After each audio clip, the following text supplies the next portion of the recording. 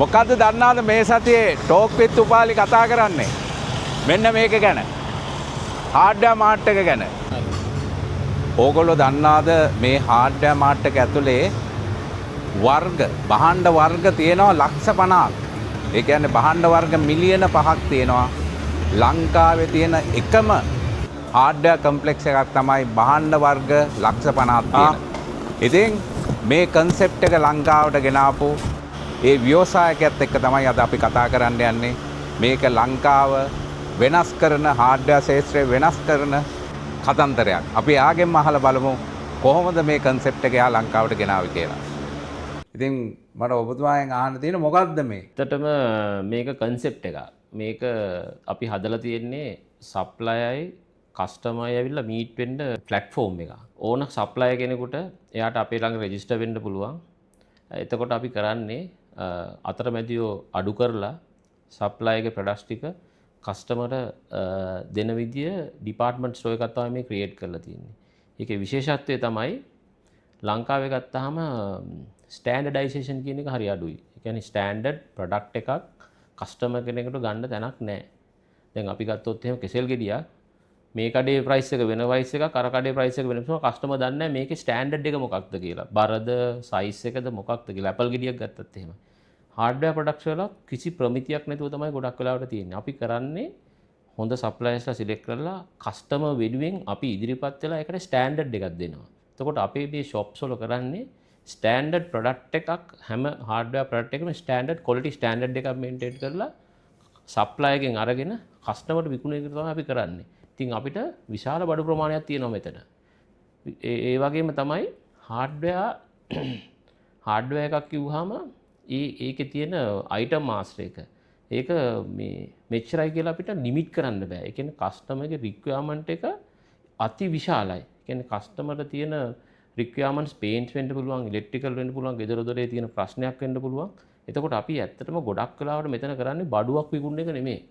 Problem එකට කස්ටමර්ගේ problem එකට තියෙන ප්‍රශ්නෙට විසඳුමක් දෙන තැනක් තමයි මේක. එතකොට මේ මං කිව්වා වගේ මේක මොකක්ද කියන එකට මේක ප්ලැට්ෆෝම් එකක්. කස්ටමර්ගේ තියෙන ප්‍රොබ්ලම් වලට සොලියුෂන් දෙන තැනක් තමයි හાર્ඩ්වෙයාර් මාර්ට් හෝම් ඩිපෝ කියන්නේ. අද අපි ඇවිල්ලා ඉන්නේ හાર્ඩ්වෙයාර් මාර්ට් ප්‍රයිවට් ලිමිටඩ් එකේ සභාපති, ඒ වගේම කළමනාකාර අධ්‍යක්ෂක, ඒ වගේම මේකේ නිර්මාතෘ සුමිත් දන්දුන්නගේ මැතිතුමාම හම්බෙන්න. ඉතින් ඔබතුමාට ආයිබෝවන්. ආයිබෝවන්. ඉතින් අපි කතා කරා වගේ දැන් මෙතන තියෙන්නේ සාමාන්‍ය හાર્ඩ්වෙයාර් එකක් නෙවෙයි. අපි මේ කතා කරන්නේ ශ්‍රී ලංකාවේ ආර්ථිකය කොතනද අපි ගෙනියන්නේ, ඒක කොහොමද දියුණු කරන්නේ කියලා. ඒකට මේ රටේ ඉන්න ව්‍යවසායකයෝ කොහොමද දායකත්වයේ දක්වන්නේ කියලා. අලුත් අදහස්, ඒ වගේම අලුත් චින්තන කොහොමද අපි මේ මහ පොළොවේ පැල කරන්නේ කියන එක. ඉතින් මෙතුමා මේ රටට ගෙනල්ලා තියෙන අලුත් කන්සෙප්ට් එකක්. මේ වගේ කන්සෙප්ට් එකක් පළවෙනි වතාවට තමයි ශ්‍රී ලාංකික පාරිභෝගිකයන්ට අත්විඳින්න ලැබිලා තියෙන්නේ. ඉතින් අවුරුදු කීයක් වෙනවද මේ ව්‍යාපාරය දැන් පටන්ගෙන අද වෙනකොට මේ ව්‍යාපාරයේ කොච්චර දුරට මේ ලංකාව තුර ප්‍රචලිත කරලා තියෙනවද? අපේ පාරිභෝගිකයන්ට ඔබතුමා දෙන සේවාවන් මොනවද?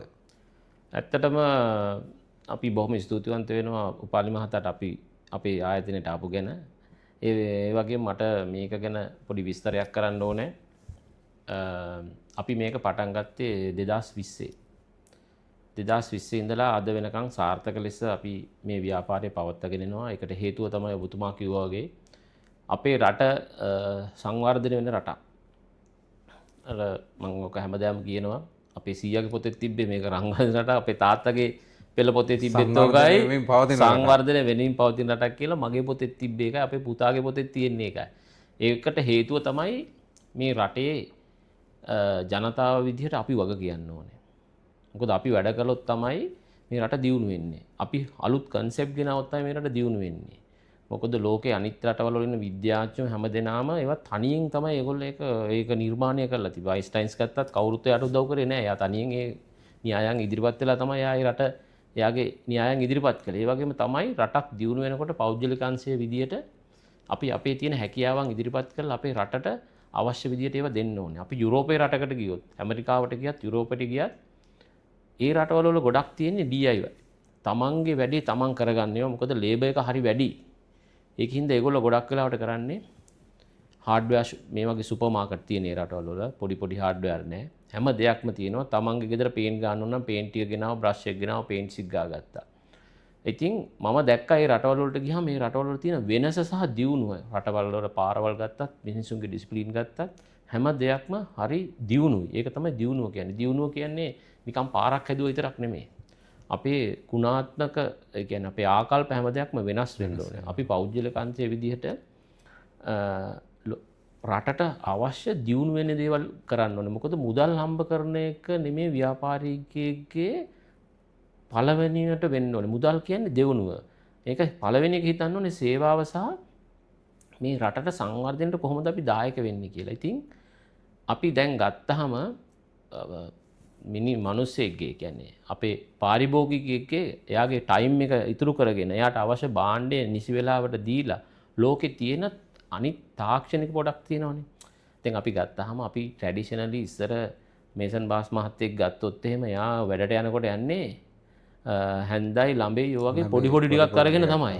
හැබැයි අද ගත්තාම ඩ්‍රිල් මැෂින් එක ඒ වගේ මැෂින්ස් වලින් තමයි ගොඩක් වෙලාවට ඒගොල්ලෝ වැඩ කරන්න පෙළඹිලා තියෙන්නේ. ඒකට හේතුව තමයි කවුරු හරි පුජ්‍යලයක් විසින් මේ වගේ දේවල් මේ රටට හඳුන්වලා දීලා තියෙනවා. ඒ වගේ කවුරු හරි මේවා දේවල් දැකලා එක්ස්පීරියන්ස් කරලා මේ අලුත් දේවල් මේ රටට ගේනකොට තමයි මේ රට දියුණු වෙන්නේ. දැන් කොළඹ ගියොත් බැලුවාම රජෙන් කරලා තියෙන පාරවල් ටික හදන එක. හැබැයි පෞද්ගලික අංශයෙන් විශාල දේවල් හදලා දැන් අපි බැලුවාම කොළඹ නගරයට ගියාම සෑහෙන බිල්ඩින් ප්‍රමාණයක් හදලා අලුත් සුපර් මාකට් ඇවිල්ලා ඒක පෞද්ගලික අංශයෙන් කරලා තමයි මේ රට දියුණු වෙලා තියෙන්නේ. ඒ වගේම තමයි අපි රටක් විදිහට අපිට පුළුවන් අපේ තියෙන දැනුම අපි නිදහස් අධ්‍යාපනය ඉගෙනගෙන වෙන ලෝකවල රටවල් වලට ගිහිල්ලා ඒවා එක්ස්පීරියන්ස් කරලා රටට ගේන එක තමයි අපේ යුතුයකම. අද අපි කරලා තියෙන්නේ මම මේ කරලා තියෙන්නේ යුරෝපයේ තිබ්බ දෙයක් ලංකාවට ගෙනල්ලා ඉම්ප්ලිමන්ට් කරලා තියෙන්නේ. දැනට අවුරුදු 4මාරක් 5ක් වුණාට සෑහෙන සාර්ථකයි. මොකද ගොඩාක් පාරිභෝගිකයෝ මේකට සෑහෙන ස්තුතිවන්ත වෙනවා. ඒකට හේතුව තමයි අපි ගත්තොත් දැන් ගෑනු ළමයෙකුට හાર્ඩ්වෙයාර් එකකට ගිහිල්ලා බඩුවක් ගන්න බෑ. ඒකට හේතුව එයා ඒ බඩුව අඳුරන්නේ නැහැ. අනිත් එක හાર્ඩ්වෙයාර් ඇතුළට යන්න දෙන්නෙත් නැහැ. හાર્ඩ්වෙයාර් එකට ඇතුළට යන්න දෙන්නෙත් නැහැ. මගේ කන්සෙප්ට් එක සම්පූර්ණ වෙනස්. මගේ එන කස්ටමර්ස් ළගෙන් 160ක් ගෑනු ළමයි එන්නේ. ඒ කියන්නේ ගෑනු කියන්නේ කාන්තා පාර්ශවය තමයි ගොඩක් එන්නේ. ඒකට හේතුව ඒගොල්ලෝ මේ භාණ්ඩේ හાર્ඩ්වෙයාර් කියන එකේ භාණ්ඩේ නම අපිවත් ගොඩක් දකින්න නැති දේවල් තියෙනවා. අපේ හිතේ තියෙනවා මෙන්න මේ ප්‍රොඩක්ට් එක තමයි අපිට ඕනි කියලා. දැක්කහම අපිට ඒක ගන්න පුළුවන්. හැබැයි අපිට ඒකේ නම ගිහිල්ලා කියන්න තේරෙන්නේ නැහැ. මම කරලා තියෙන්නේ හැම දෙයක්ම ඩිස්ප්ලේ කරලා අතින් අල්ලලා ටච් කරලා බලලා ෆීල් කරලා මේ ප්‍රොඩක්ට් එක ගන්න. එතකොට ගොඩක් වෙලාවට මා ළඟට එන කස්ටමර්ස්ලා දෙපාර්ශ්වම වෙනවා. ඇවිල්ලා ඒගොල්ලෝ එන්නේ මොකක් හරි ප්‍රශ්නයක් තියාගෙන එන්නේ. මෙතන නිකන් එන්නේ නැහැනේ. මෙතන එන්ජොයි කරන්න පුළුවන් තැනක් නෙමෙයිනේ. එන්ජොයි කරන්න පුළුවන්. ඒ කියන්නේ බඩු දැකලා. හැබැයි එයා එන්නේ ප්‍රශ්නයක් තියාගෙන. එතකොට මේ ප්‍රශ්නෙට විසඳුම විදිහට එයාට කියන්න බෑ මේ භාණ්ඩෙද කඩෙන් ගන්න කියලා. හැබැයි එයා මෙතෙන්ට ආපු ගමන් එයාගේ ප්‍රශ්නේ දකිනවා. එයාට රැක් එකක් ගහගන්න එල් බ්‍රැකට් එකක් ඕන නම් එයා එනවා ඇවිල්ලා බලනකොට තියෙන එල් බ්‍රැකට් වර්ග සමූහයක්. එතකොට එයා දන්නවා මෙන්න මේක තමයි මගේ ප්‍රශ්නෙට මෙන්න මේ තැනට සුදුසු කියලා. ඒ වගේ අයිටම් මිලියන 5ක් තියෙනවා මා ළඟ. එතකොට ඒ අයිටම් මිලියන 5ක් තියෙනවා. ඒ කියන්නේ varieties SKUs තියෙනවා 27000. එතකොට items ඒකේ ප්‍රභේද එක්කම බලපුවම මිලියන 5ක් තියෙනවා. එතකොට කස්ටමර්ට අර තියෙන ප්‍රොබ්ලම් එකට හරිම ප්‍රොඩක්ට් එක මගෙන් ගන්න පුළුවන්. ඒක තමයි වෙනස. දැන් මේ කතාව ඇතුළම තේරෙනා නේද අපේ මේ ව්‍යවසායකත්වයේ කොහටද යන්න ඕනේ කියලා. එතකොට ව්‍යවසායකයෝ හැම වෙලේම කරන්නේ එක්ක සමාජයට, එක්ක පරිසරයට, එක්ක ආර්ථිකයට යම්කිසි අගයක් එකතු කරන එක. ඉතින් මෙතුමත් ඒක දැන් කරලා තියෙන්නේ. මිනිසුන්ට පාසුවෙන් දෙයක් ගන්න, කාලය ඉතුරු කරන්න, ඒ වගේම ඒ දේ තමන්ගේ ප්‍රශ්නෙට උත්තරයක් හොයාගන්න පහසුම ක්‍රමයක්, ඉතා ඉක්මනින් හොයාගන්න පුළුවන් ක්‍රමයක් හදලා තියෙනවා. එතකොට දැන් මේ හાર્ඩ්වෙයාර් මාර්ට් එක කොළඹවට විතරද තියෙන්නේ නැත්නම් කොළඹින් එළියටත් ගිහින් තියනවද? කොයි ප්‍රදේශෙද දැන්න තියෙන අපි මේක නරඹන අයට අපිට පොඩි දැනුවත් කිරීමක් කරොත්? ඇත්තටම අපි මගේ ගම කඩවත මං ඉපදුනේ කඩවත. ඉතින් මම මේක ඉස්සෙල්ලාම 2020 කඩවත ඇල්දින්නේ තමයි අපි පළවෙනි ෂෝරූම් එක පටන් ගත්තේ. ඒක පටන් අරගත්තාම අපි මේක රිසර්ච් එකක් විදිහට තමයි කරේ. ඒක පටන් අරගෙන දෙවෙනි අවුරුද්ද වෙනකොට අපි මාලබේ ෂෝරූම් එක පටන් ගත්තා. ඒ 2021 දී. ඊට පස්සේ අපි 2022 දී ෂෝරූම්ස් දෙකක් දැම්මා. ඒ තමයි කොට්ටාව සහ මොරටුව. මොරටු මුල්ල අපි කියන්නේ වඩු මහත්තුරුන්ගේ බඩු එතන ගොඩක් තියෙන්නේ. ඊට පස්සේ 2023 24 වෙනකොට හොරණ සහ වෙන්නපුර ප්‍රදේශවල අපි දාලා තියෙනවා. මේ දවස්වල අපි ඒවා ඔක්කොම දාලා සෙටප් කරලා අපි ලොකු ERP එකක් දානවා. දාලා අපේ ඊළඟ ස්ටෙප් එක තමයි මුළු ලංකාව වටේම ප්‍රධාන නගරවල මේ කන්සෙප්ට් එක අපේ ජනතාවට දෙන්න. මොකද අපි ළඟ ඔන්ලයින් සයිට් එකක් තියෙනවා. ඒ සයිට් එකට ලංකාවේ හැම දෙනාම යනවා. ඒගොල්ලෝ හැම දෙනාම අපෙන් කෝල් කරලා අහන්නේ අපේ නගරයට මේ කන්සෙප්ට් එක කවද්ද දෙන්නේ. ඒකින්ද අපිට ගාල්ලෙන් කුරුණෑගලින් නෝරින් වගේ කෝල්ස් ඇවිල්ලා ඒගොල්ලෝ අහනවා. මොකද ඒගොල්ලන් මෙතෙන්ට එන්න බෑ ෆිසිකලි. ඔන්ලයින් බඩු ගන්නවා. ඒගොල්ලෝ කැමති ඒගොල්ලන්ගේ නගරයට මේ වගේ කන්සෙප්ට් එකකට. මොකද අලුත් දෙයක් පහසුවෙන් ලබා ගන්න පුළුවන්. අනිත් එක තමයි අපි good governance and transparency දෙකම කරනවා. කස්ටමර් කෙනෙක් ආපුවාම හැම ප්‍රොඩක්ට් එකකම ප්‍රයිස් එක ගහලා තියෙනවා. වෙබ්සයිට් එකේ ප්‍රයිස් එක දාලා තියෙනවා. ඒකින්ද කස්ටමර්ට කිසිම වෙලාවක පැකිලීමක් නැතුව බ්‍රෑන්ඩඩ් ප්‍රොඩක්ට් එකක් ගහලා තියෙන නිසි මිලට ලබා ගන්න පුළුවන් සාධාරණ මිලකට. දැන් අපි පිටකොටුවට ගියොත් සමහරවිට මේඩ් ඉන් ජර්මනි කියලා ගැහුවට ඒක හදලා තියෙන්නේ වෙන රටක. සමහරවිට චීනේ හදලා තියෙන්නේ. දැන් ඔබතුමා ළඟ තියෙන මේ භාණ්ඩවල ඇත්තට මේ නිෂ්පාදිත රට කවුද නිෂ්පාදනය කරලා තියෙන්නේ කියන මේ විස්තර තියනවාද? නැත්නම් අර සාමාන්‍ය හાર્ඩ්වෙයාර් එකකට ගියාම ඒ හાર્ඩ්වෙයාර් එකේ එතන ඉන්න ඒ වෙළඳ කටයුතු කරන ඒ අය කියන දේ අපිට අහලා ඒක ගන්න වෙනවා. එහෙම තත්ත්වයක්ද? නැත්නම් ඇත්තටම අපිට බලන්න පුළුවන්ද කවුද මේකේ නිෂ්පාදිත රට මොකද්ද? නිෂ්පාදකයා කවුද කියන විස්තර තියෙනවද? ඇත්තටම හાર્ඩ්වෙයාර් මාර්ට් එක අනිත් හાર્ඩ්වෙයාර්ස් වලින් ඩිෆරන්ෂিয়েට් වෙන්නේ ඔන්න ඔය කාරණයක් එක්ක. දැන් ලෝකේ ගත්තාම ලෝකේ ව්‍යාපාර කරන එක නෙමෙයි අමාරු. දැන් අපි ගත්තොත් එහෙම මම බ්‍රෑන්ඩ්ස් වල නම් කියන්න බෑ. හැබැයි ගොඩක් බ්‍රෑන්ඩ්ස් වල අද තියෙන්නේ 60ක් විතර තියෙන්නේ ෆේක් ප්‍රොඩක්ට්ස්. අපි අඳින ෂර්ට් එක අපි උච්චාරුවට ඇඳගෙන ගියාට අපි ගන්න ෂොප් එකේ අපිට විකුණන්නේ ෆේක් ප්‍රොඩක්ට් එක. අපි දැන් මේ හાર્ඩ්වෙයාර් මාර්ට් එකේ කරන්නේ අපි හැම වෙලෙම බඩු ගන්න ප්‍රින්සිපල් ගෙන් විතරයි. අපි ළඟ නෑ අපි කිව්වොත් ඔරිජිනල් මැනුෆැක්චරර් ගෙන්. ඔරිජිනල් මැනුෆැක්චරර් ගෙන් විතරයි අපි ගන්නෙ. ඒකින්ද අපේ අනිත් දැන් කස්ටමර් කෙනෙකුට විශ්වාසයක් ඇතුව අපේ හાર્ඩ්වෙයාර් මාර්ට් එකට ඇවිල්ලා ඔරිජිනල් ප්‍රොඩක්ට් එක ගන්න පුළුවන් සාධාරණ මිලකට. ගොඩක් තැන්වල අපි දන්නවා සමහර බඩු ගන්න ගියාම අපි පොඩි කඩවල පොඩි දේවල් වලින් ගන්න කැමති නෑ. අපි යනවා කාගිල්ස් වගේ ඔය නමක් තියෙන තැනකට. ඒකට හේතුව තමයි අර ඒ වගේ ආයතනවල ස්ටෑන්ඩඩ් එකක් මේන්ටේන් කරනවා. ඒගොල්ලෝ කස්ටමර්ට බොරු කරක් නැහැ. මොකද බ්‍රෑන්ඩ් එක තමයි අපිට වටින්නේ මුදලට වඩා.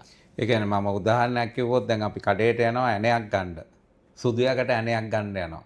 දැන් අපි පිටකොටුවෙන් සුදුයකට ඇණයක් ගත්තොත් සමහරට සුදුයකට ප්ලේට් කරපු ඇණයක් තියෙන්නේ.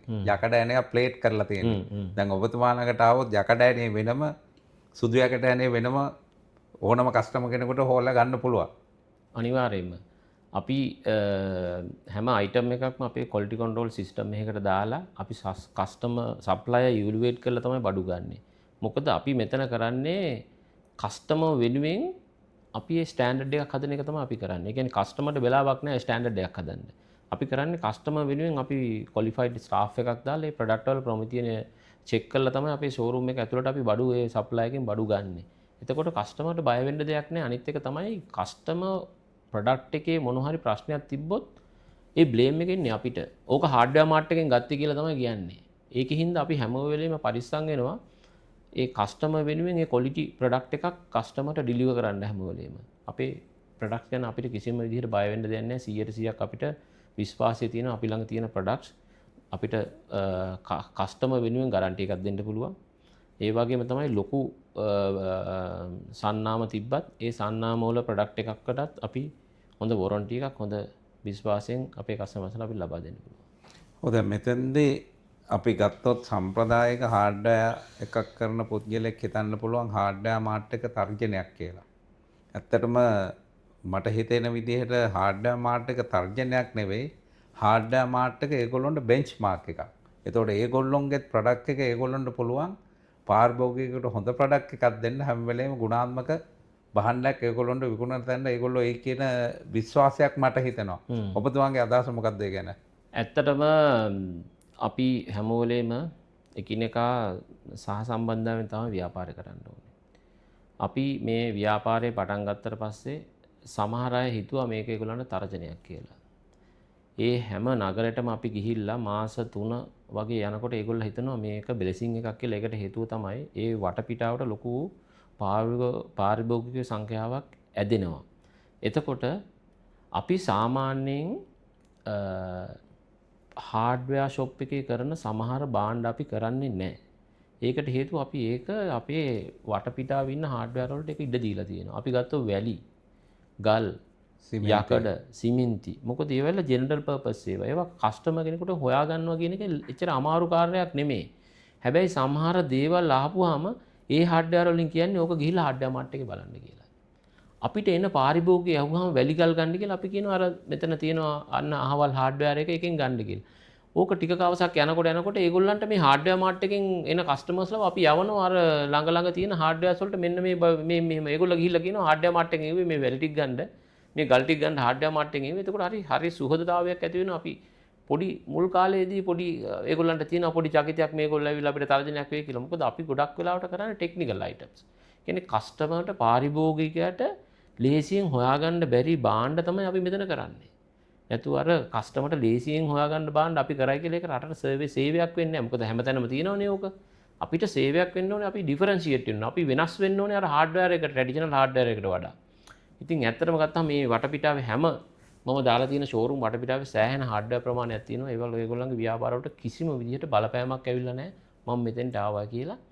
ඒගොල්ලන්ගේ බිස්නස් එක වැඩි වුණා මිසක් අඩු වෙලා නැහැ අද වෙනකොට. ඒකින්ද මේ හැමදේනම සුහදතාවයෙන් අද වෙනකොට ඒගොල්ලෝ පිළි අරගෙන තියෙන මේ concept එකක් මේක පාරිභෝගිකයට හොඳ දේවල් ලැන්නේ. ඊටත් අමතරව මගෙන් සමහර වෙලාවට බඩු ගන්න හાર્ඩ්වෙයාර් වල අය ඇවිල්ලා. මම මේ අහන්න ගියේ ඒ ප්‍රශ්නේ දැන් අපේ තමෝ කවුරු හරි අද තරුණයෙක් මේක දිහා බලාන ඉඳලා ඔහුට හිතෙනවා ඔහුගේ ගම නැත්තම් ඒ පොඩි නගරේ පොඩි හાર્ඩ්වෙයාර් එකක් පරක් ගන්න ඕන කියලා. ඒකට අවශ්‍ය බඩු බහන්න ඔබතුමාගේ හાર્ඩ්වෙයාර් මාර්ට් එකෙන් මිලදී ගන්න පුළුවන්ද? එයාට ලාභයක් තියන්න විකුණන්න පුළුවන් විදියට ඒ බඩු ටික සප්ලයි කරන්න පුළුවන් තැනක ඉන්නවද?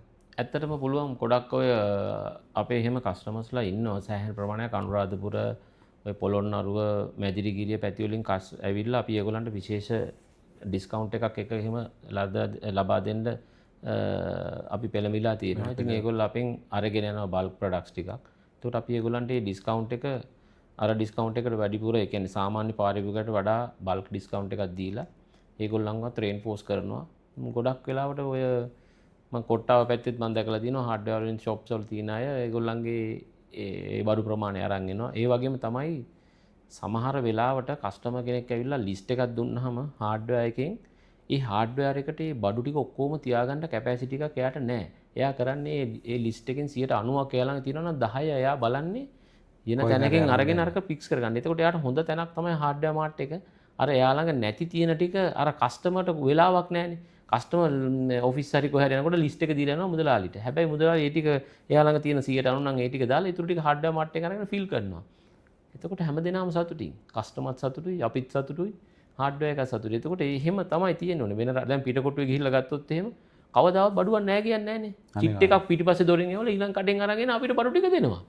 ඉතින් ඒක තමයි පාරිභෝගිකය හරවල යවත් නැහැ. කවදාවත් පාරිභෝගිකය හරන්නේ. ඕගොල්ලෝ පිටකොටුවේ කොහේ හරි කඩේකට ගියොත් ඒක තේරෙයි. පොඩ්ඩක් ඉන්න. දැන් ඔය වැඩි ඕනේ නැහැ. ලිබර්ටි ප්‍රාසයකේ ෆෝන් ෂොප් එකකට යන්නකෝ.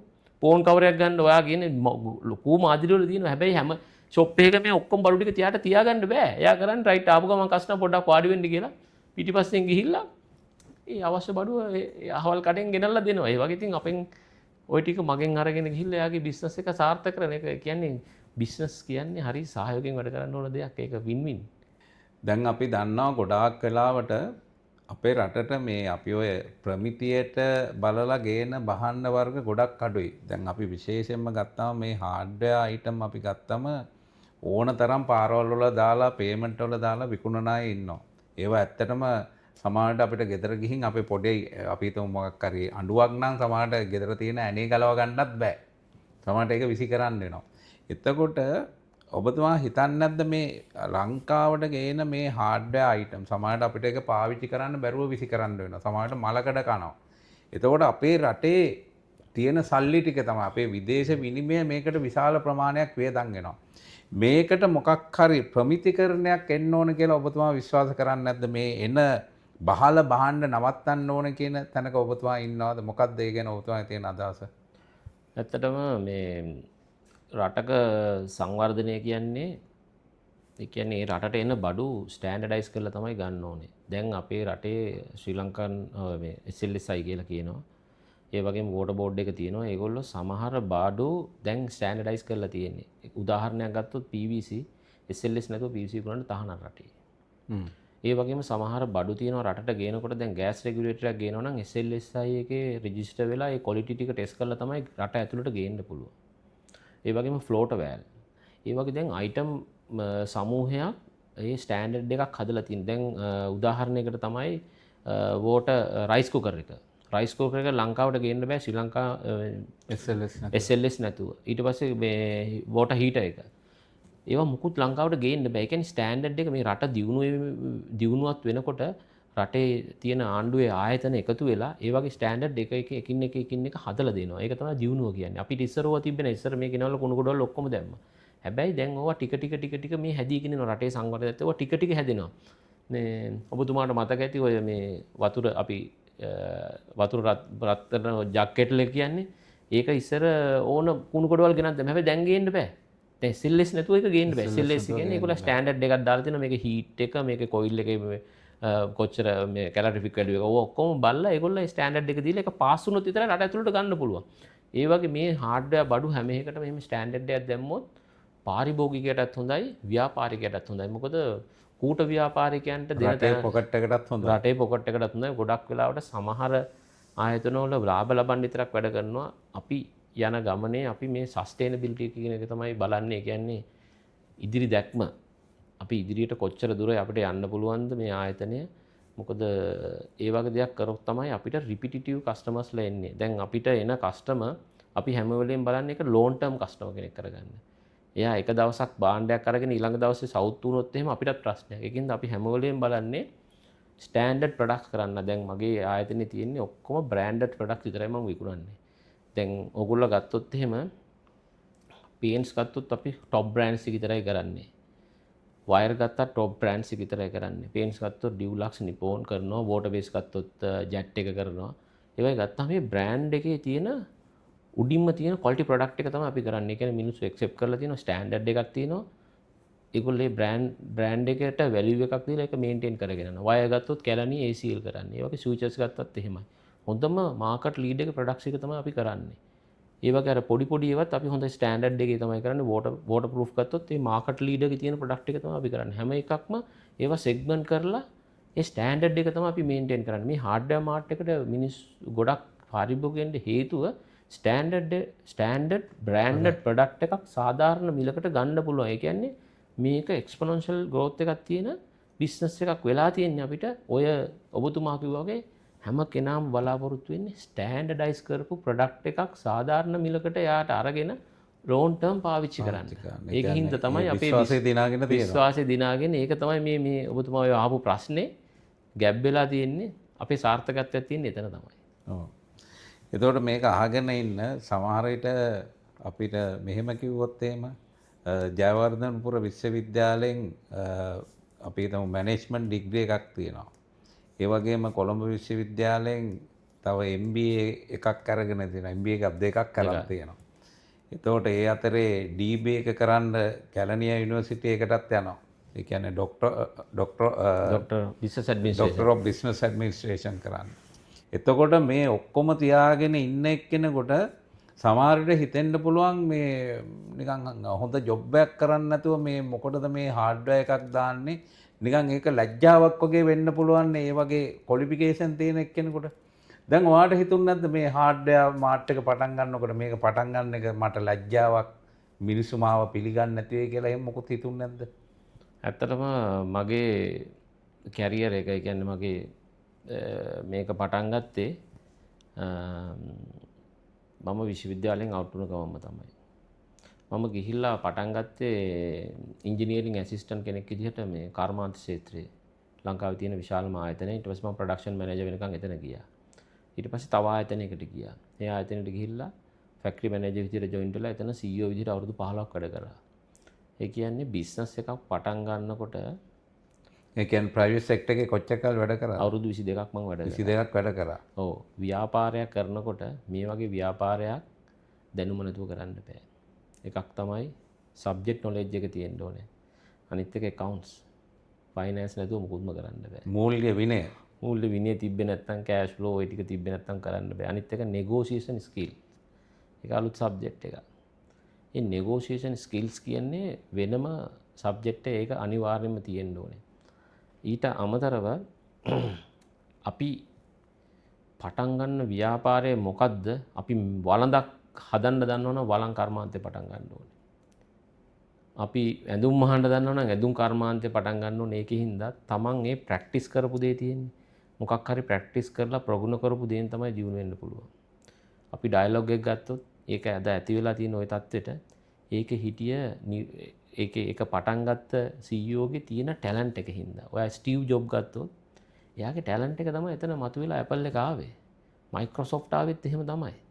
ලෝකේ තියෙන හොඳම ආයතන ගත්තොත් එහෙම එලෝන් මාස්කින්ද තමයි අද ඔය ඒ කියන්නේ එතන ඉන්න බ්‍රේන් චයිල්ඩ්. ඒ කියන්නේ ඒ සබ්ජෙක්ට් එකේ තරෝ නොලෙජ් එකක් තියෙන පුජ්‍යලයා තමයි මේකේ ෆවුන්ඩර් වෙන්න ඕනේ.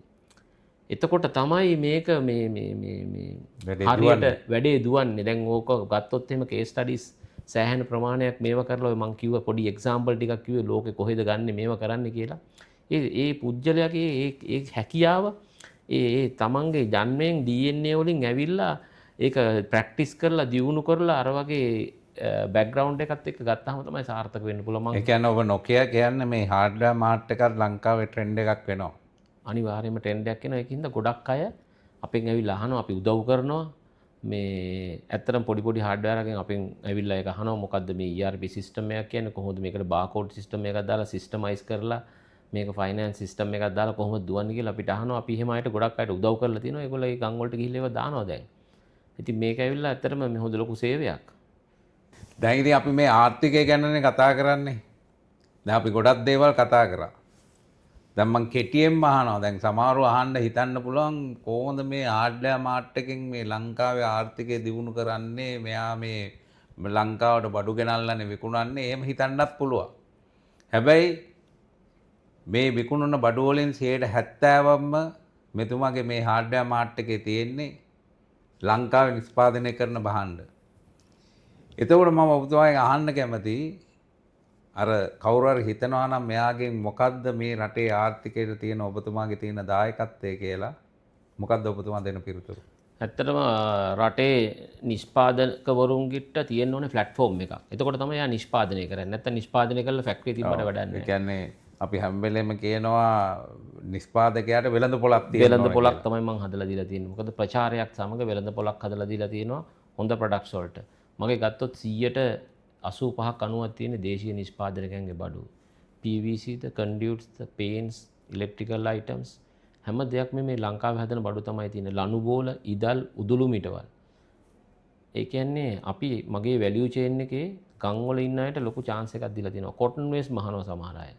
මේවා මේ කට්ටිය ලොකුවට හිතුවේ නැතුවට පොඩි මේ රටේ ඉන්න ස්වයං රැකියා කරන අයට අපි කොටේජ් ඉන්ඩස්ට්‍රීස් අයට අපි සෑහෙන උදව් කරලා තියෙනවා. අපි ඒගොල්ලන්ගේ විලේජ් වලට ගිහිල්ලා ඒගොල්ලන්ට සපෝට් කරනවා.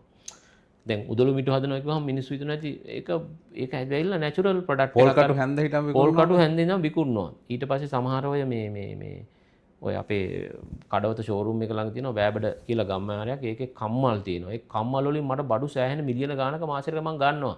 ඒගොල්ලෝ රේක්ක හදනවා, යකඩිනි හදනවා. ඒ මිනිස්සුන්ට ඒක පේන්නේ නැහැ. ඒ නිෂ්පාදන මේක ඇතුළේ විකුණනවා කියලා. හැබැයි ඒගොල්ලන්ට වෙළඳ පොලක් තමයි මම හදලා දීලා තියෙන්නේ. ඒ කියන්නේ රටේ ආර්ථිකයට විශාල දායකත්වයක් මෙතුමා කරනවා. ඒ කියන්නේ අපි උදාහරණ ගත්තොත් කොස්ස හදන මිනිස්සයාටද, ඉදල හදන මිනිස්සයාටද, පිහියක් කම්මලේ පිහියක් හදන මිනිස්සයාටද, උදළු මිට හදන මිනිස්සයාටද, හෙට කාට හරි මොකක් හරි මේ හાર્ඩ්වෙයාර් මාර්ට් එකේ තියලා විකුණන්න පුළුවන් භාණ්ඩයක් හදන්න පුළුවන් නම්, ඒ භාණ්ඩේ ක්වොලිටි එක තියෙනවා නම්, ඒක මිනිස්සුන්ට ඕන භාණ්ඩයක් නම් අනිවාර්යයෙන්ම හાર્ඩ්වෙයාර් මාර්ට් එකට ගෙනල්ලා තමන්ගේ වෙළඳපොළ හදාගන්න පුළුවන්. ඉතින් අපේ කාලේ ඊටාම කෙටි කාලයක් අපි හිතනවා අපි නැවත වරක් අපි හම්බ වෙමු නැවත සාකච්ඡාවකට. මොකද මම හිතනවා ඔබතුමාට විශාල දැනුම් සම්භාරයක් මේ නරඹන්නට ලබා දෙන්න පුළුවන් කියලා. ඉතින් අපි මේ දැනුම බෙදාගමු ඉස්සරහදිත්. ඉතින් අද මේ අවස්ථාව ලබා දුන්නට බොහොම ස්තුතියි. බොහොම ස්තුතියි වෙනවා. ඉතින් අපි තවත් වැඩසටහනකින් හම්බ වෙමු. මේ වගේ තරුණ ඒ වගේම නව අදහස් වලින් පිරිච්චි සමාජයක් අපිට හදන්න ඕනේ. ඉතින් ඒ සමාජය හදන්න ඔබටත් අවශ්‍ය දැනුම ලබා දෙන්න තමයි අපේ මේ උත්සාහය. ඉතින් නැවත වරක් මේ වගේ වැඩසටහනකින් අපි හම්බ වෙමු. ආයිබෝවන්.